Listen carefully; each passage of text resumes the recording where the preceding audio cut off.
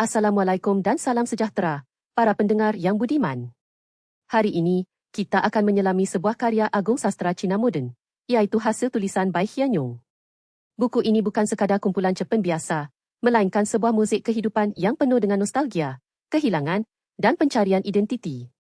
Dalam kupasan setebal 10,000 patah perkataan ini, saya akan membawa anda menjelajah setiap sudut cerita, watak, dan tema yang terkandung di dalamnya. Bersiap sedia untuk perjalanan sastera yang mendalam dan menyentuh jiwa. Sebelum kita masuk ke dalam cerita, mari kita fahami latar belakang penulisnya. Bai Xianyong dilahirkan pada tahun 1937 di Guilin, China. Beliau adalah anak kepada Bai Chonghe, seorang jeneral terkenal dalam tentera nasionalis. Selepas komunis mengambil alih tanah besar China pada tahun 1949, keluarganya melarikan diri ke Taiwan. Pengalaman buruk sebagai pelarian ini memberi kesan mendalam terhadap penulisan Bai. Beliau kemudiannya melanjutkan pelajaran ke Amerika Syarikat dan mengajar sastera Cina di University of California, Santa Barbara. Namun, karya-karyanya yang paling terkenal tetap berkisah tentang nasib orang-orang Cina yang terdampar di Pulau Taiwan, khususnya di Taipei. Pertama kali diterbitkan pada tahun 1971. Ia mengandungi 14 cerpen yang masing-masing berdiri sendiri tetapi saling berkait melalui tema dan latar yang sama. Semua cerita berlatarkan Taipei pada tahun 1960-an hingga awal 1970-an, tetapi watak-wataknya adalah bekas penduduk tanah besar Cina yang berhijrah ke Taiwan. Mereka terdiri daripada pelbagai lapisan masyarakat, bekas jeneral, bekas gundik, bekas hartawan, bekas bangsawan, bekas guru, bekas pelacur, dan ramai lagi. Setiap watak membawa kenangan silam yang gemilang, namun kini hidup dalam realiti yang suram dan penuh kerinduan. Tema utama dalam adalah nostalgia. Nostalgia bukan sekadar rindu pada tempat asal, tetapi juga rindu pada masa lalu yang tidak akan kembali. Bagi watak-watak ini, tanah besar Cina sama ada Shanghai, Nanjing, Beijing, atau Guilin adalah simbol kejayaan, kemewahan, dan kebahagiaan yang telah hilang.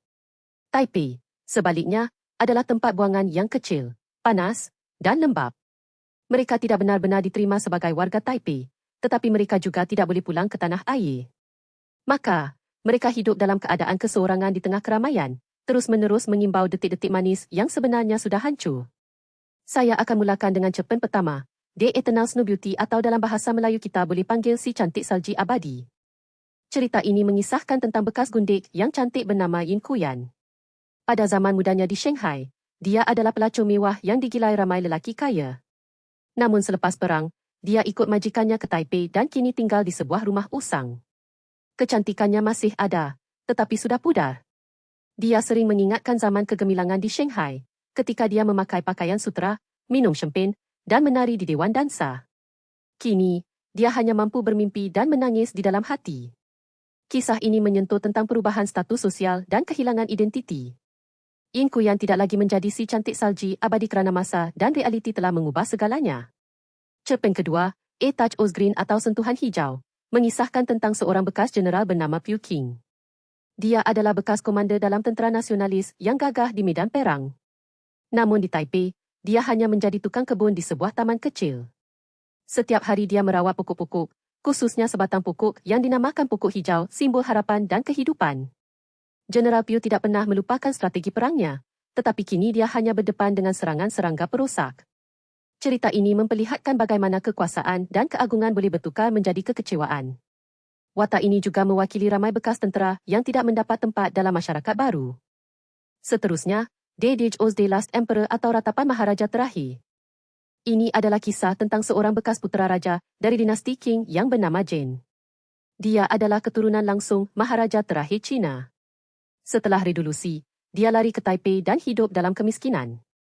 Namun dia tetap mempertahankan adat istiadat lama memakai jubah tradisional, membaca puisi klasik, dan minum teh dengan upacara kuno.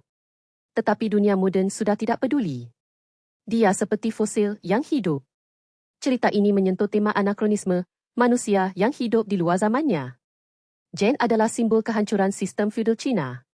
Cerpen keempat yang terkenal adalah Wandering in the Garden, Walking from a Dream atau Mengembara di Taman, Terjaga dari Mimpi. Kisah ini agak panjang dan kompleks. Ia mengisahkan tentang seorang wanita bernama Si Hek En Ifang, bekas pelakon opera yang terkenal di Nanjing. Di Taipei, dia menjadi suri rumah biasa yang menguruskan suami dan anak tiri. Suatu hari, dia pergi ke sebuah taman bersama rakan-rakan lama. Di taman itu, Kenangan masa lalu datang berhamburan panggung opera, tepukan penonton, dan kekasih yang hilang. Dia seolah-olah mengembara dalam mimpi, tetapi akhirnya tersedar dengan realiti pahit. Cerita ini menggunakan teknik aliran kesedaran dan simbolisme taman sebagai perbatasan antara dunia nyata dan dunia ingatan. Cerita kelima, A Flower and the Rainy Night atau Bunga di Malam Hujan, mengisahkan tentang seorang pelacur tua bernama Miss Faiz. Dulu dia adalah bunga paling cantik di rumah pelacuran di Shanghai. Kini di Taipei, dia hanya mampu menarik pelanggan kelas rendah. Pada suatu malam hujan, dia bertemu dengan seorang pemuda yang mirip dengan kekasih lamanya. Pemuda itu adalah anak kepada bekas majikannya. Pertemuan ini membangkitkan kembali rasa malu dan penyesalan. Cerita ini menonjolkan tema perubahan nasib dari bintang menjadi sampah masyarakat. Cerita keenam, The Death of a Nanking Beauty atau Kematian Seorang Cantik dari Nanking. Berlatar di sebuah rumah sakit jiwa. Watak utamanya adalah seorang wanita gila yang selalu mengaku sebagai Nanking No. 1 Beauty. Dia dulu adalah gundik seorang pegawai tinggi. Kini dia menigau tentang pesta dan kekasih. Kisah ini sangat tragis kerana menggambarkan bagaimana tekanan psikologi akibat kehilangan status boleh memusnahkan akal manusia. Doktor dan jururawat cuba merawatnya, tetapi sebenarnya mereka juga bekas pelarian yang tidak kurang menderita. Cerita ketujuh, A Sky Full of Twinkling Stars atau Langit Penuh Bintang Berkelip. Ini tentang seorang bekas guru universiti yang kini menjadi penjaga kedai buku. Dia sering mengimbau zaman gemilang di Beijing, ketika dia mengajar sastra dan dikagumi ramai pelajar. Kini dia hanya mampu menulis puisi di atas kertas bekas. Cerita ini menyentuh tema intelektual yang kehilangan tempat dalam masyarakat baru. Cerita ke-8, The Last Night of the Month atau Malam Terakhir Bulan. Mengisahkan tentang sekumpulan bekas pegawai kerajaan yang berkumpul di kedai kopi setiap hujung bulan untuk bermain catur dan mengimbau nostalgia. Mereka semua sudah tua dan sakit. Namun mereka enggan mengaku bahawa masa lalu sudah tamat. Mereka terus berdebat tentang strategi perang yang tidak pernah digunakan. Cerita ke-9, The Wandering Spirit atau Ruh Pengembara. Kisah tentang seorang wanita yang selalu melihat hantu anaknya yang mati semasa perang. Dia percaya ruh anaknya masih mengembara di Taipei. Setiap malam dia pergi ke kubur dan menunggu. Cerita ini amat sendu dan menyentuh tema trauma perang. Cerita ke-10, The Queen of the Night atau Ratu Malam. Watak utamanya adalah seorang penyanyi kelab malam yang popular pada tahun 1940-an di Shanghai. Di Taipei, dia masih menyanyi di kelab murah. Suatu malam, seorang pemuda kaya datang dan memintanya menyanyikan lagu lama. Dia menyanyi dengan penuh perasaan, tetapi akhirnya pingsan di atas pentas. Cerita ini menunjukkan bagaimana seni boleh menjadi beban jika dikaitkan dengan kenangan perit. Cerita ke-11, The Old Capital atau Ibu Kota Lama.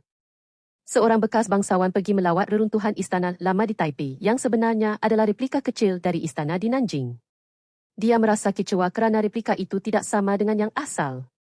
Cerita ini menyindir usaha manusia untuk meniru masa lalu yang mustahil. Cerita ke-12, A Portrait of a Lady atau Potret Seorang Wanita. Seorang wanita tua meminta seorang pelukis melukis potret dirinya berdasarkan gambar lama. Dia mahukan potret yang menunjukkan dia sebagai seorang gadis muda cantik, bukan wajahnya yang kini berkerut. Pelukis itu cuba menyalin, tetapi hasilnya tidak memuaskan. Wanita itu menangis kerana dia tidak boleh kembali ke masa lalu.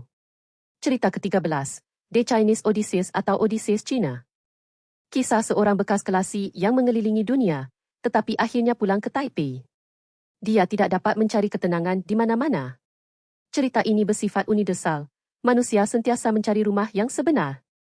Cerita ke-14 dan terakhir, The End of the World atau Akhir Dunia.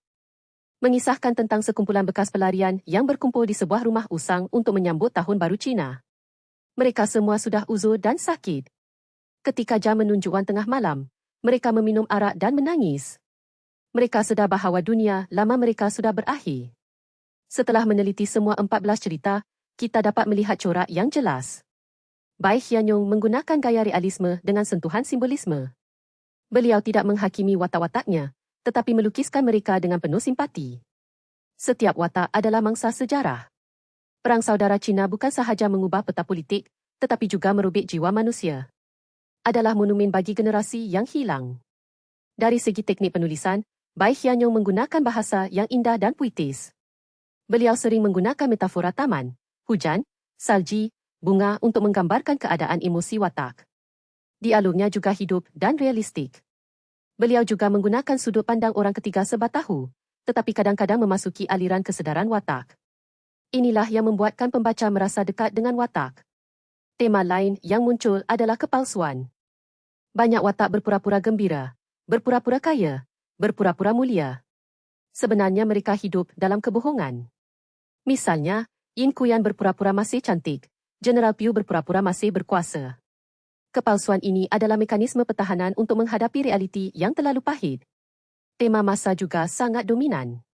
Masa lalu digambarkan sebagai sesuatu yang indah, manakala masa kini sebagai sesuatu yang hancur. Watak-watak ini tidak dapat menerima masa kini. Mereka terus menoleh ke belakang sehingga leher mereka patah. Bai Xianyong menunjukkan bahawa keterikatan pada masa lalu boleh membawa kepada kehancuran mental. Selain itu, tema kelas sosial turut dibincangkan. Di tanah besar, mereka adalah kelas atasan. Di Taipei, mereka menjadi kelas bawahan. Perubahan status ini amat menyakitkan. Kisah bekas jeneral yang menjadi tukang kebun, bekas putera raja yang menjadi pengemis, bekas pelakon yang menjadi suri rumah semuanya menggambarkan kejatuhan dramatik. Bai Xianyong juga menggunakan unsur budaya tradisional Cina opera, puisi, kaligrafi, upacara minum teh untuk menonjolkan kehilangan identiti. Apabila tradisi-tradisi ini tidak lagi dihargai, watak-watak merasa lebih terasing. Ini adalah kritikan halus terhadap pemodenan yang memusnahkan warisan. Dalam konteks sastra Taiwan, adalah karya yang sangat penting. Ia dianggap sebagai salah satu buku terbaik dalam sastra Cina moden. Ia juga telah diterjemahkan ke pelbagai bahasa dan dipelajari di universiti di seluruh dunia. Ia memberi suara kepada golongan yang biasanya dilupakan dalam sejarah para pelarian. Sekarang, mari kita bincangkan beberapa ulasan kritis. Ada yang mengatakan bahawa Bai Xianyong terlalu sentimental. Tapi saya berpendapat bahawa sentimentalismenya adalah wajar kerana ia mencerminkan realiti psikologi watak. Ada juga yang mengkritik bahawa watak wanita digambarkan sebagai lemah dan bergantung pada lelaki. Namun, dalam konteks sejarah, wanita memang berada dalam posisi yang lemah. Bai hanya melukis apa yang dia lihat. Dari segi struktur, setiap cerita boleh dibaca secara bebas, tetapi jika dibaca bersama, ia membina satu gambaran besar tentang masyarakat Taipei pada era itu. Bai menggunakan teknik cerita dalam cerita, watak dalam satu cerita kadang-kadang disebut dalam cerita lain. Ini memberikan kesan perpaduan. Satu lagi aspek menarik adalah penggunaan dialek Shanghai dan bahasa Cina klasik dalam dialog watak-watak tertentu. Ini menambahkan realisme. Dalam terjemahan, nuansa ini mungkin hilang, tetapi dalam bahasa asal, ia sangat kuat.